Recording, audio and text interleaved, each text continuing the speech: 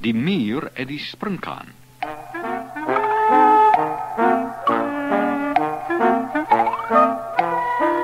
Op 'n heerlike somerdag sit 'n springkaan sorgeloos op 'n grasprietjie in die son. Dit is so 'n pragtige tyd van die jaar, dink hy. Dat 'n mensie kan verstaan waarom almal werk nie. Hulle behoort my voorbeeld te volg en die lewe te geniet. Dolgelukkig begin hy van een grasprietjie na 'n ander spring. Hy spring dwars oor 'n klein swart muurtjie wat 'n koringaar na haar nes sleep. "Hoekom werk jy so hard?" roep die springkaan. "Kom, geniet die pragtige dag." Die muur kyk met 'n sug op.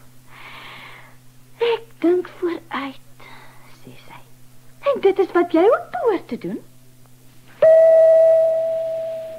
As jy nie nou begin kos wegsit nie, sal jy in die winter niks te ete hê nie." Maar die springkaan lag.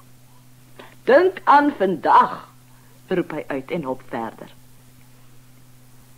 'n Paar maande later sleep die springkaan homself een oggend oor die bevrore grond voort. Hy is so koud en honger dat hy skaars kan beweeg. By die mure se huis sien hy deur 'n venster hoe hulle aan 'n hele tafel vol koringkorrels sit en smil. "Ag, gee tog vir my van julle kos," pleit hy. "Julle het so baie en ek het niks." "Ek ken jou," roep een van die mure. "Jy het gelag toe ek jou gesê het jy moet vooruit dink. Dink aan vandag," het jy geantwoord. "Wel, nou kan jy jou eie kos gaan soek." En die muur keer haar rug op die springkaan en eet